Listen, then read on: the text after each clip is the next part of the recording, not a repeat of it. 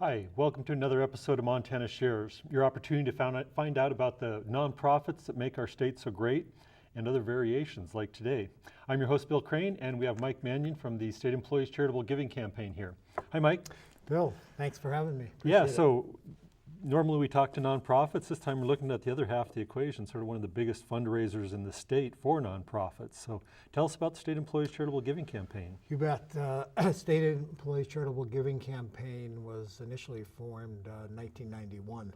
And the genesis for it was that employees were getting calls from various nonprofits throughout the year. And I think the employees felt, well, if we could kind of avoid those calls and have a concentrated effort to give to various nonprofits, that would be time better spent. So in 1991 it was established. And the campaign is an annual campaign, and it's, again, the chance for the employees to give to their favorite nonprofits. And over the last, 26 years or so, we've raised over $8.2 million. To give the folks a little bit of a flavor about that, last year we raised about $495,000. The year before that was, I think, $504,000. The year before that was $490,000. So you can see the employees have really stepped up year after year to help out their favorite nonprofits. And I think the title of it, State Employees Charitable Giving Campaign, it is the state employees. It's their campaign. They take ownership for it, and it's just a great thing. And probably the hallmark of it, Bill, is simplicity. We've got what's called a click and give site, which you can log into your computer, pick your favorite nonprofit, click the amount you want to give. You can either give it all at once in an amount, or you can have it taken out of your paycheck. So it's very easy for the employees. It's easy for the nonprofits, so it's a win-win for everybody. Right. I think it's fabulous that state employees often get overlooked for all the work that they do. Just keeping the state of Montana running on a regular basis takes a ton of work, right? Yes. And now that on top of that, they give about $500,000 to also help the nonprofits out in the state. Exactly. I've actually been in the private sector longer than I was in the public sector, 25 years in the private sector, and I've been very impressed with the state employees I work with and in the Department of Administration. That's where I work, and it's just very high quality people, high quality work. And then to go above and beyond this is, I think, just indicative of what these folks are about. Right. So who actually runs this campaign, makes it happen? Yeah, the kind of a hierarchy, but the Department of Administration, where I work, is really the overall umbrella organization.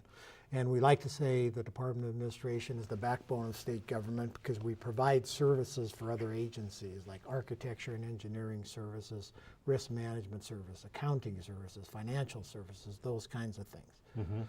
Well, this charitable giving campaign fits into that.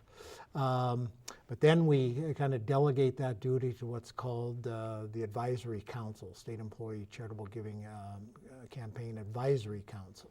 And it consists, I think right now, and you're on it, Bill, of about 13 members, most of whom are from various state agencies. But then we have folks like yourself from Montana Shares, Gary Owen from United Way up in Great Falls, and then Pam Carlson from CTI here in town, who represent kind of the nonprofits and the business community around, and they can give us an insight that state employees don't have. So it's a combination of state employees plus those folks I just mentioned. Yeah. Okay. So this year, I think, if my numbers are right, we have about 410 nonprofits participating. Yes. What does it take for nonprofits to be part of this? Well, what it takes is they can be recommended by an employee, and then above and beyond that, they have to file an application. There's a minimal filing fee, and they submit that to the Advisory Council. And then the advisory council, with the help of our contractor, and I need to mention our contractor, United Way, and we select the contractor through a competitive bidding process, actually. Our procurement department, which is part of the Department of Administration, they conduct a procurement, and we pick the best possible entity for this job, and it happens to be, over the last 3 or 4 years, United Way. And United Way provides our campaign coordination services, which helps us with this campaign, and then they help us with our financial services. So we get the great help from United Way, Lewis and Clark United Way, and they help us with these applications to go through them. And we have basically 3 criteria for these entities. Number 1, they have to be registered with the Montana Secretary of State's office.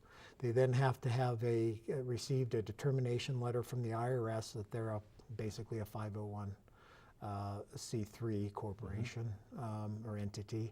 And then at least 70% of the funds generated from the campaign must be spent in Montana. So 3 essential criteria that the entities must meet. Hopefully not too difficult, and the numbers, as I say, you have indicated over 400. I think we had about 380 last year, so we're hoping that the trend is going up, and it's, I think, it's just a great opportunity again for these nonprofits to get the attention of state employees. Right. They get this exposure of roughly, what is it, 14,000 state employees or something like that? Yeah, for about 14,000 state employees across the state. It's just not Helena-centric, it's across the state.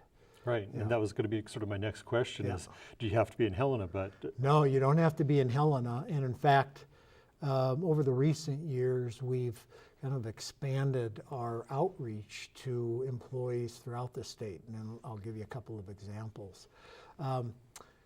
Normally we have a kickoff event at the state capitol, which kicks the event off, and the nonprofits can pay, again, a minimal table fee to participate in the event. The advisory council buys pizza for everybody. And so we have a grand old time there in the Capitol for about 2 or 3 hours, and really creates a lot of energy. And over the years, we just did that in Helena. Recently, however, we've expanded. We have an event in Great Falls where the nonprofits can participate. Again, we buy pizza for folks, and then the employees in Great Falls can look at those nonprofits in Great Falls and see what they're about and that sort of thing. We also have one in Missoula, which has proven to be very popular. We've done that, and then we have one in Kalispell also. So we've branched out with the hope of giving those employees additional opportunities to look at nonprofits, and then it gives the nonprofits, again, exposure to these employees and to tell their individual stories. All right, so tell us a little about the structure of it. How long does this last? The structure of it, very good question.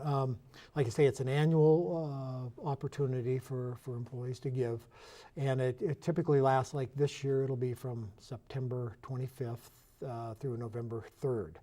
So it's about, what, a month and a couple weeks where folks, the employees, can give over that time period. And it's not just in a giving exercise. We, the council, with the help of United Way, try to give back in small ways too. We've got prizes every week that people can win, that donors can win. So, for example, your group has helped us get tickets for the big Grizzly Bobcat football game, and then we've got tickets for basketball games, Grizzly basketball games that people can win. We have overnight stays at certain motels and hotels. We have computers that we've given away, gift baskets of various sorts, just all kinds of different prizes. And I guess the biggest prize we have is a $1,000 grand prize that's been donated by the good folks at Helena Motors. They've been with us for a number of years, and we really appreciate their help. And an employee can win that $1,000 kind of grand prize. So every week we've got prizes for folks, and we're hopeful that generates additional enthusiasm for people and makes it just a fun event. There's a lot of serious causes out there, but we also like to spice it up a little bit with some prizes for folks. Right. So let's see if we can come up with sort of the top 5 sponsors between us. You did mention Helena Motors. Helena Motors, a big sponsor, and different Opportunity Bank. We have Valley Bank has been a big sponsor. This year we got the Capital City Health Club that's been involved. The U of M and MSU have been involved through the tickets, and then again through Montana Shares, Helena Motors, as you have mentioned, Allegiance. Yep. Allegiance, and for those who don't know about Allegiance, they're our third-party administrator. They kind of help out with our health plan and those kinds of things. So they've been very generous. So I think I got. I think West Staff is the Okay, sort of there other you major go. one who's Okay, getting us there's some another one. billboard time there. That's at the right. Montana That's one of and our Cedar. advisory council members who really helped with that, and West Staff has stepped up. Very, very helpful. So we're very appreciative to all these folks for participating and helping us out. It's a community effort. Right, exactly. For the advisory council, and then, to my boss, John Lewis, and before that, Sheila Hogan and Janet Kelly, they're very supportive. The governors have been very supportive. And then you got these sponsors. And I'd be remiss if I also didn't mention the volunteers that we have. Each agency has a volunteer coordinator, and what that person does is it generates enthusiasm about the campaign, answers questions, hands out a giving guide if someone needs that. And then the larger agencies, they can ask others to help with that, so the coordinator will get volunteers. So there's numerous volunteers that really help us with the thing. And then typically at the end of the campaign, Bill, what we have is a celebration in the state capitol, really celebrating the coordinators and the volunteers, because they really help us out, and the advisory council members are there. We typically have a speaker who gives a talk about giving and service and those kinds of things. First Lady Lisa Bullock has been there, gave a very nice talk, and we've had other folks do that. So it's just a nice way to cap off what is a great event. Right. Yeah. I think that was the reason I wanted to have you on the show today, is just because we've got 14,000 state employees that various amounts of those people contribute $500,000 basically Yes. to the nonprofits in the state. And I think that is a great effort and needs to be celebrated. I agree with you, Bill. They're public servants, and when you talk to these folks, any one of them, you'll find out that they're in it for service, and they want to help people out. And of course, they do it in various ways in their various agencies. But here, again, this is just an extension of their service mentality. They want to give and help people, and that's what makes society go. Is as they say, it takes a village, and these people are just, they buy into that totally, and they give of themselves. Great. Yeah. Well, super. Thanks for coming on the show today. And thank you guys for tuning in, and whoever out there, the state employees, I want to thank you for the work you do day to day, and thank you for the State Employees Charitable Giving Campaign. Have a great evening.